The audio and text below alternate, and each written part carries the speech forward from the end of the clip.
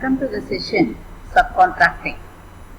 Subcontracting is a practice of assigning part of the obligations and tasks under a contract to another party known as the subcontractor. Subcontracting is essentially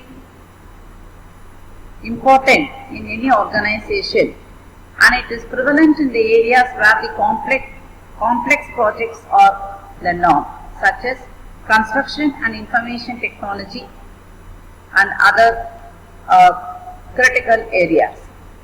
Subcontractors are hired by the project's general contractor, who continues to have overall responsibility for the project completion and execution within its stipulated parameters and deadlines. Subcontracting is useful in situations where the range of required capabilities for a project is too diverse to be possessed by a single general contractor. In such cases, subcontracting parts of the project that do not form the general contractor's core competencies may assist in keeping the costs under control and mitigate the overall project risk. There are virtual assistants, VA. They are primarily support the clients. We shall see now the factors to be considered for subcontracting. The corporate have to spend less time in marketing their own businesses, and it can be successful in subcontracting also. The established virtual agents often have more work they can handle. By aligning with another VA, the possibility of work can be easily handled by the corporates. Subcontracting can lead to the referrals. The referrals is said to be a best source to have a successful subcontracting. Learning new skills. So new skills can be learned through the virtual agents. Increased awareness of the possibilities. As a result of working with a number of clients across various industries, the exposure to the programs and other tools will be helpful in achieving the desired objectives. Then the less overhead, the overhead cost will come down as we go for the subcontracting. Then the transition of the business into a part-time basis can also be made. If possible, the subcontracting relationships can be kept as more demanding than a typical client, because the added responsibility of this virtual agents can result in a successful managing the task.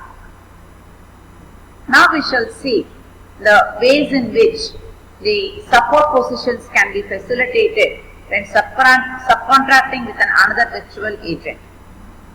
We should be proactive. Always make sure that everything that is needed is planned in advance. Then the quality. Double check the work and troubleshoot the things that you own. The virtual agents who works will be one who will be taking the hot seat, and if any mistakes have been made, it is their own responsibility. Then the hidden cost should also be recognized. What are the advantages of subcontracting? We shall see one by one. Focus on the core activities. In a rapid growth period, the back office operations of a company will expand. This expansion may start to consume the resources, both human resources and financial resources, at the expense of the core activities that have made the company successful. Outsourcing those activities will allow refocusing on those business activities that are important without sacrificing quality or service in the back office. Cost and efficiency savings. Back office functions that are complicated in nature, but the size of the company is preventing them from performing it at a consistent and a reasonable cost is another advantage. Reduced overheads. Overhead costs of performing a particular back office function are extremely high. Consider outsourcing those functions which can be easily moved. Operational control costs can be running out of control, and it must be considered for outsourcing. Departments that have evolved over time into uncontrolled and poorly managed areas are said to be the prime motivators for outsourcing. In addition, an outsourcing company can bring better management skills to a company than what would otherwise be available. Staffing flexibility. Outsourcing will allow the operations that have a seasonal or cyclical demands to bring in additional resources when it is needed and release them when it is done. Continuous and risk management. The periods of high employee turnover will add uncertainty and inconsistency to the operations. Outsourcing will provide a level of continuity to the company and while reducing the risk that a substandard level of operation would bring to the company. Develop the internal staff. A large project needs to be undertaken that requires the skills that the staff does not possess. On-site outsourcing of the project will bring the people with the skills that is needed by the company. The people can work along with them and to acquire a new skill set. These are all the main advantages. The disadvantages may be as follows. Loss of managerial control. When any contract is signed with another company to perform the function of the entire department or a single task, that means we are turning the management control of that function to the another company. Say if the outsourcing company will not be driven by the same standards or the mission that is as that of our company. They will be driven to make a profit from the services that are providing to the company and other businesses like us. Hidden costs. The signing with contract with another company, that is outsourcing companies, will cover the details of service that they will be providing. Anything not covered in the contract will be a basis for the company to pay the additional charges. Suppose if any fact is not covered, then the company has to pay the additional charges. Then this additional legal fees should also be paid, and the outsourcing company will have an upper hand in having the hidden costs. Threat to the security and confidentiality. The lifeblood of any business is the information that keeps it running. If you have a payroll, medical records or any other confidential information that will be transmitted to the outsourcing company, then there will be a risk that the confidentiality may be compromised. If the outsourced function involves sharing proprietary company data or the knowledge, then say for example the product drawings or the formula of production, this may have a threat to the security to the information. So evaluate the outsourcing company carefully to make sure that the data is protected and the contract will have a penalty clause if it is misused. Quality problems. The outsourcing company will be motivated by profit. Since the contract will fix the price, the only way for them to increase the profit will be to decrease the expenses. As long as they meet the conditions of the contract, we are going to pay. Suppose if we lose the ability to rapidly respond to the changes in the business environment, then the contract will be very specific and we have to pay for the extra for the changes made. Then it is tied to the financial well-being of another company. Since the company will have a turning the part of its operations to another company, then it is well tied with the financial well-being of another company. Then the outsourcing company, if it goes bankrupt, then that will also affect our company. Bad publicity. The word outsourcing brings to the mind that different things to the different people. Suppose if we say that outsourcing is made, then you feel that you are not having that ability to run the particular process or a particular product, then that will have a bad publicity over the company. So the managerial control may be lost, there may be some hidden costs, there may be threat to the security and confidentiality, then the problems in the quality, then the financial problem of that outsourcing company will affect your company, and there may be a bad publicity. And these are all the major disadvantages of subcontracting. Now we shall see what is the difference between outsourcing and subcontracting. Outsourcing has become a common phenomenon in the stage of this globalization. The desire of the companies to be cost effective in the face of cutthroat competition from economies that have a cheaper labor and other cheap competencies has led to outsourcing on a very large scale. There is another concept of contracting that confuses many because of similarities and they overlap with the outsourcing. We may now look at the differences between outsourcing and contracting. The process of handling over the non-core operations of an organization earlier performed internally by the employees to an outside company or an organization is outsourcing. This has become an important issue in many Western countries where local people are crying a foul against it. They feel that their jobs are being given to foreign companies in third world economies to save on money as a labor cost is much less in those countries like China and India. Though outsourcing does not necessarily mean contracting out one or more business processes to a company in another country, as there is also inland outsourcing. The term today applies to getting work done by the companies in foreign countries. The narrower the term offshoring clearly refers to this process, where a company relocates one or more business processes to a company in a foreign country.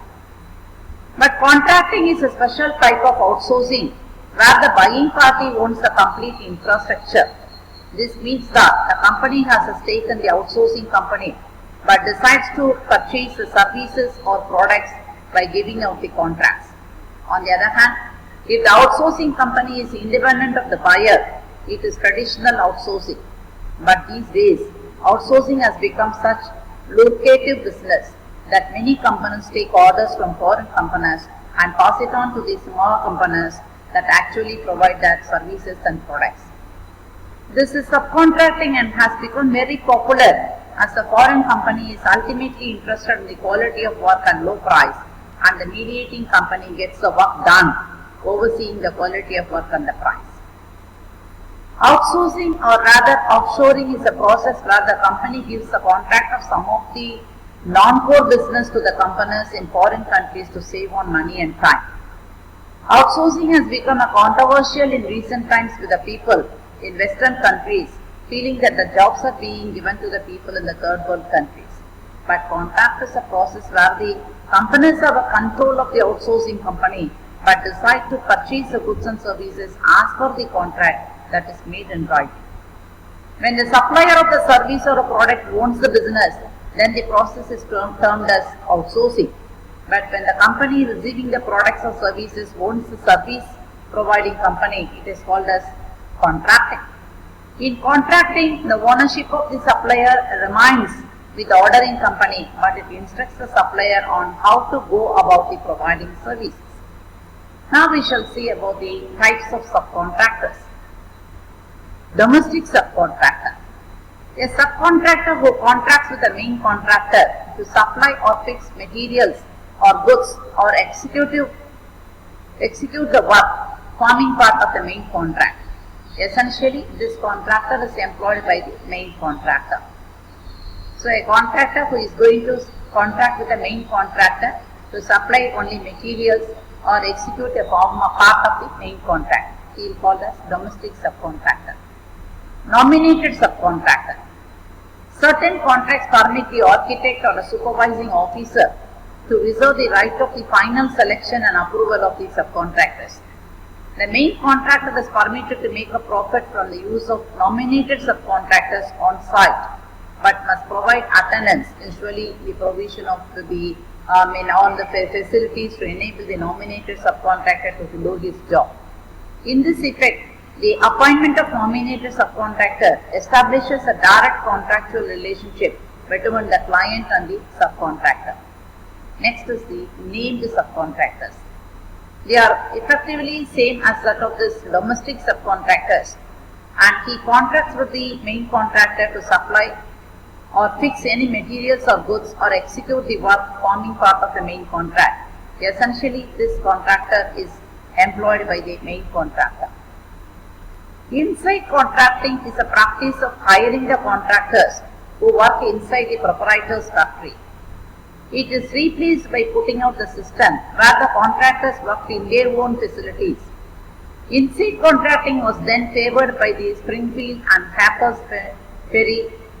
Since the manufacturing system developed in this Harper's Ferry also become more popular, and this is said to be the American system of manufacturing, wherein in the early 19th century it tended to hire the people trained in the armories as managers. They brought with them the practice of inside contracting. The manufacturer hired the inside contractors and provided the materials and machinery.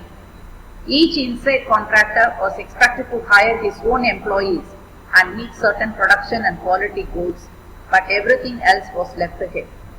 As a result, the system rewarded the ingenuity but rewarded the local optimization.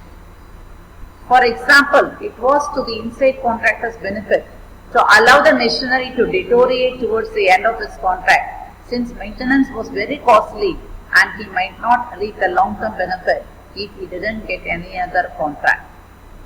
The system was eventually replaced with this factory system in which everyone was an employee of the manufacturer directly. An independent contractor is a natural person or a business or a corporation that provides goods or services to another entity under terms specified in a contract or within the verbal agreement. Unlike an employee, an independent contractor does not work regularly for an employer but works as and when required, during which time he or she may subject to the law of agency. Independent contractors are usually paid on freelance basis. Contractors often work through the limited company or franchisee which themselves own, or may work through an umbrella company. We shall now see the contract pricing models. First is the T&M, time and materials. Payments are based on hourly rates and cost of materials are used up to not to exceed amount. Then cost reimbursement. Reimburses the contractor the incurred cost. The pricing arrangement enables the contractors to take on financial risk, but it provides little incentive to control the cost. Cost plus fixed fee, CPF. It reimburses the contractor for costs and adds the negotiated fee. Cost plus incentive fee, CPIF. Reimburses the contractor for costs and adds a negotiated fee, which is adjusted by the formula based on target cost, providing an incentive to keep the cost low. Cost plus award fee. And it consists of a base fee which may be zero and an award fee determined at periodical milestones set forth in the contract. Firm fixed price. The price is set and fixed by the unit of a product or measure. FFP contracts impose a maximum risk on the contractor and a minimum administrative burden on the customer. Fixed price contract with escalation. Establishes a fixed price contract and provides for adjustment based on specific contingencies such as the economic price adjustments. Fixed price incentive. A fixed price contract that provides for adjusting profit and establishing the final contract price by application of a formula based on total target cost. Now we shall see the negotiation in purchasing. Negotiation is essentially relating to quality, date of delivery, prices, etc., so that a satisfactory settlement is reached. As a result of negotiation, the supplier reduces the price. In case of repeat orders, price negotiations may take place even before receiving the quotation if there is an increase in price.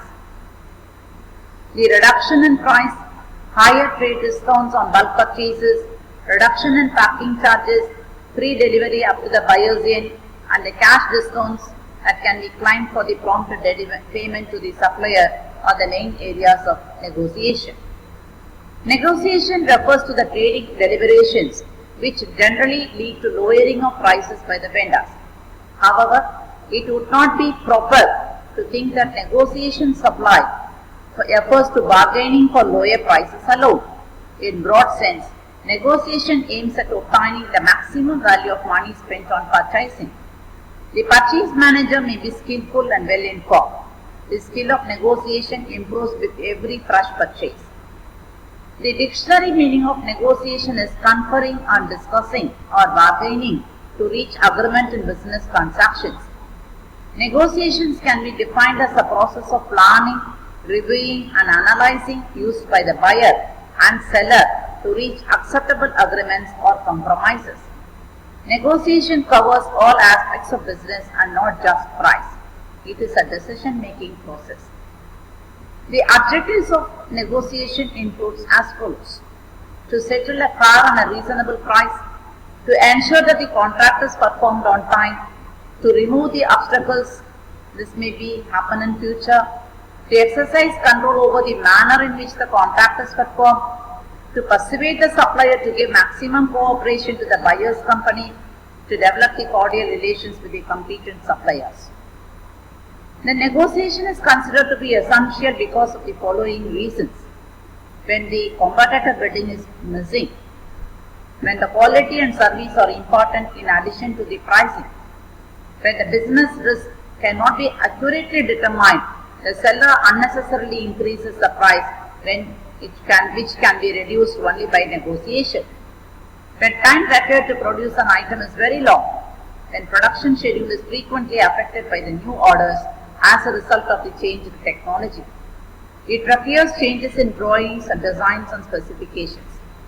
The decisions relating to make or buy require a great deal of negotiation. The terms and prices must be thoroughly negotiated to prevent unreasonable dictation by the seller. The following are the techniques of negotiation. First one is organize the issues.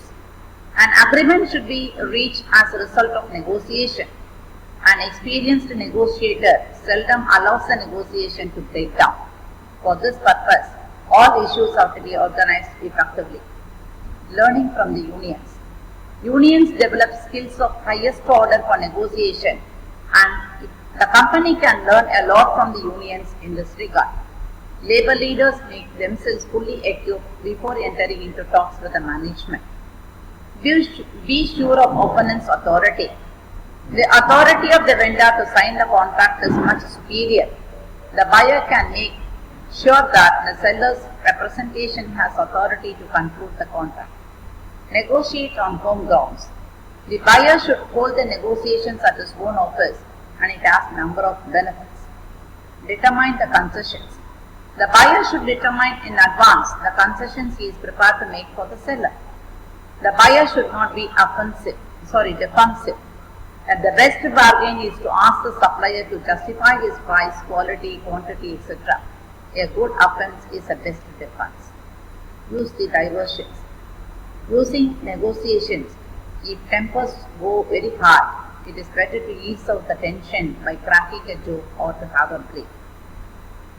The techniques of negotiation also includes using of positive statements, listening to the seller with a full attention, considering the seller, and the successful negotiator will get fewer concessions, and these negotiations will definitely result in major advantages. Next we shall see about green purchasing. Green purchasing can otherwise be called as environmentally preferable purchasing, EPP. It is generally defined as purchasing a product that has a lesser or reduced negative effect or increased positive effect on human health and the environment when compared with competing products that serve the same purpose. Incorporating environmentally preferable purchasing in the procurement process considers the raw materials acquisition, production, fabrication, manufacturing, packaging, distribution, reuse, operation, maintenance, and disposal of the product.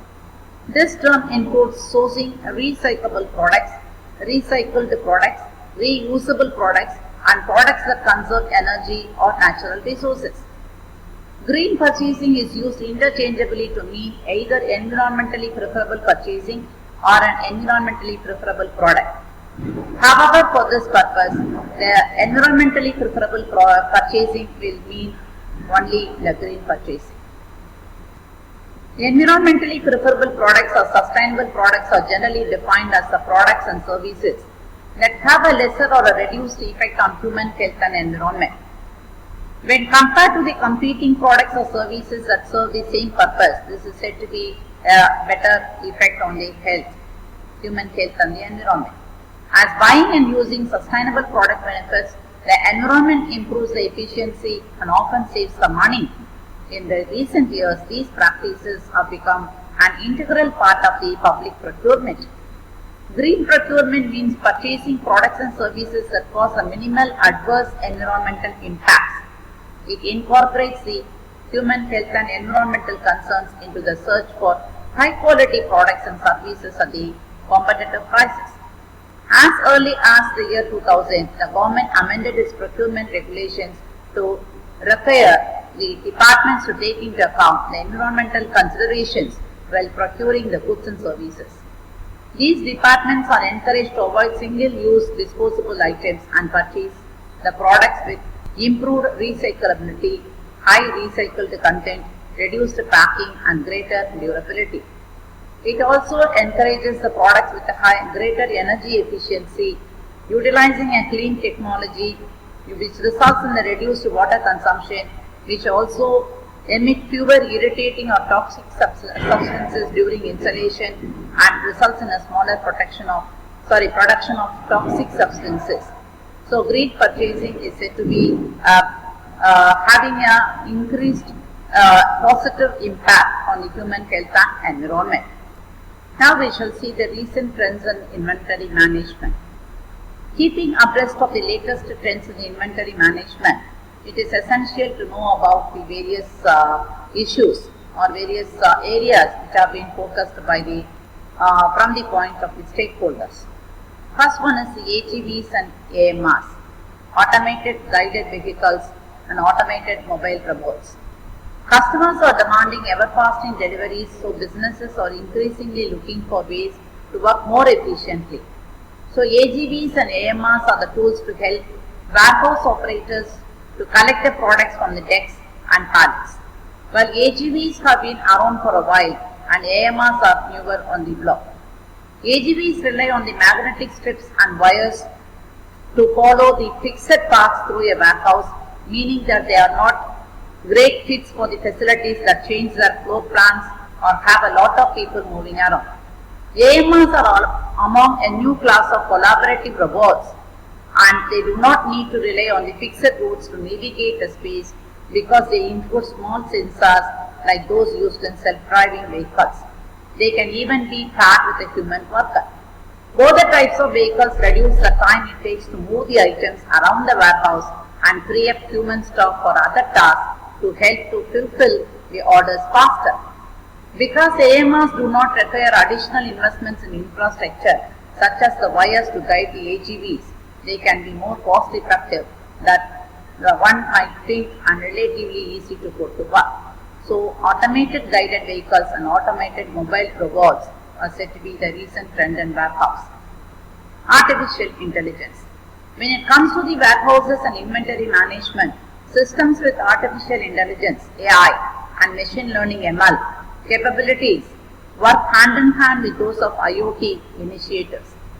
The problem is that a lot of data manufacturers and retailers collect now isn't structured to fit neatly in the spreadsheet, thinking the product images, the video shots as those of AMRs will move around the warehouses. The machine learning could be employed to spot out the defective products or packaging so that the customers can get only quality items. The nature of inventory means that the data set is continuously growing and changing. All that makes it difficult to analyze. Next is the cloud-based solutions. The ability to track the inventory in real time can be a game changer for any business. So tracking of inventory in the real time will be taken as a game changer. Because of this, cloud-based solutions allow all of the company's data to be stored securely and centrally and accessed from anywhere. The decision makers can more quickly respond to and solve the inventory issues. And cloud-like software as a service delivers other benefits over on-premises applications. Lower upfront costs since there are no hardware to buy, faster implementation, consistently up-to-date software, and better security and resilience than most organizations can build on their own. From an inventory management perspective, situating the data in a central location simplifies adding new warehouse locations, even doing pop-up fulfillment centers in stores. Centralization enables a GPS location project where we can track on-the-move pallets, containers or delivery vehicles in real time to predict when items arrive at their destinations. The data can then be mined to find reasons for recurring delays. Any cloud-based inventory management software a company chooses, whether it may be on-premises or it may be on cloud, should integrate with the company's finance and accounting and order management systems and allow for the granular tracking of inventory down to the SKU or a barcode, whether items are in the warehouse or in transit. Then distributory inventory management. Distributing inventory across multiple warehouses can reduce transportation costs and speed up the delivery times. If you can put the right products in right places and consistently dispatch the items from the warehouse closest to the customer. Success requires that data analysis is to see where orders are coming from versus where the stock is located, the flexibility to set up the distribution centers in the right sites based on the data and the technology to direct the suppliers to properly split up the shipments. In most cases, when a company is managing more smaller warehouses versus huge locations, it can more tightly manage the inventory. Predictive picking. Again, this trend depends on data analysis, in this case using unstructured data to predict behavior by recognizing interdependencies and patterns. Predictive picking software can direct businesses to initiate fulfillments before an order has even been placed. Success depends on compiling the data such as marketing campaigns, weather and seasonality to predict the customer orders with a high degree of accuracy. If that sounds complicated, it is. Success at a scale requires a lot of data and powerful analytical tools. But most manufacturers and retailers can start down the predictive path by analyzing historical data to spot demand surges for the specific products beyond the obvious like candy in the late October or pool chemicals in May.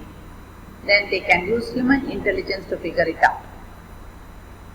If the company can have enough stock on hand and design fulfillment process that minimizes the shipping times and touches the stock. Next one is the success strategies for trend adoption. The trends adoption in a company will have an evaluation pattern regarding the cost benefit, whether it is a long, medium or short term, and we are going to have strategies to have a success in the trend adoption. What is the cost benefit analysis in adopting the various trends? Next is the personalization. Personalization in inventory management is about a deep understanding of customers' buying habits because it can be used for stocking and suggesting relevant products and ensuring an experience-based behavior. A robust inventory management system allows the companies to tap into personalization data to boost the sales. Success of this personalization data will include demographic and personal data for all the individuals, company data for all the companies, behavioral data and contextual data. Then creative thinking. Especially for new manufacturers using creative financing to pay for the inventory can deliver a competitive edge. So creative thinking and financing should be made, and this creative financing will pay the inventory that can have a competitive advantage. On a smaller side, the think about the sites will enable the retail sales, and which a maker can rack up certain retail revenue before the product is produced. These sales can fund the purchases of raw materials and manufacturing capacities. Large manufacturers might look upon a typical inventory loan where the inventory itself is a collateral. Companies with the stock that is not moving may also take steps to boost the liquidity, including converting stale inventory to cash by offering appealing discounts or by bundling less popular items with the strong sellers, or consider more flexible rental options instead of traditional own or lease model. Automation. Automation is where the components set up workflow rules to trigger the specific actions without human intervention or with very minimal involvement. By automating the root tasks, one can free up the employees to focus on more valuable projects, including those that promote growth and product quality improvement. Warehouse automation is a specific discipline focused on moving inventory into, around and out of warehouses with minimal human involvement. It takes a dual focus on digital and physical processes. At the base level, warehouse automation merges with the machine learning, robotics and data analytics. Moving towards the real-time analytics is a popular way for the retailers to enable the personalization, monitor the changes in the supply cost, to recalculate the stock levels and identify which suppliers are not up to the company's standards. Third-party logistics, 3PL. It is where distribution or warehousing or other activities outsourced to a third party. These services may help the business to reach more customers and operate more efficiently without incurring the costs that come with the infrastructure development. Businesses have the option of outsourcing an entire logistic process or selective operations. The key success to the 3PL is to connect all the production sites, including the manufacturer and 3PL provider, such that they operate as a cohesive supply chain. Hybrid warehousing and shipping. A hybrid warehouse combines multiple activities, some typical storage, picking and shipping, and some not as common, as in case when, for example, the line between the retail location and warehouse blurs.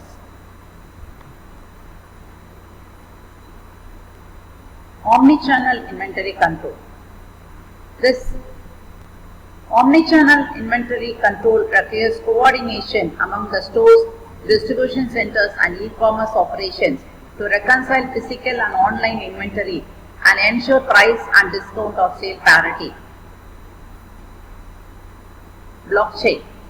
Most people think of blockchain as an underpinning for digital currencies like Bitcoin, but they are just at the beginning. A blockchain is simply a database that stores the transactional data. Transactions once created cannot be modified, and distributed ledger allows the transparency either to anyone or members of the private consortium. There are many examples of companies using blockchain for inventory management and control. Deloitte insists that 2020 marked the start of blockchain decade and cites some innovative use cases that illustrate the possibilities, like firms using blockchain to secure AP loans. The top industry using blockchain now is life sciences and healthcare, often for clinical trials and to digitize the health records. In supply chain, Walmart and Nestle are among the food retailers that use the IBM Food Trust blockchain to remove the uncertainty around the food safety and freshness and add efficiencies across the supply chain to minimize the waste. Companies looking to use the blockchain to provide certainty and insight into their supply chains will likely to need sign-on with a consortium that works within the industries. Deloitte recommends the selecting of consortium and that is transparent about the governance, takes the egalitarian approach to participants and have a broad adoption in the market. Reporting and analytics. A common thread with many of these trends is the use of real-time data analytics to make the decisions, create more customer-centric business model, and minimize the cost with boosting efficiency. From the inventory perspective, becoming more data-driven allows the business to make better demand forecasts, move towards just-in-time inventory replenishment, and provide near real-time updates on where supplies or shipments are and when they will arrive at their destinations.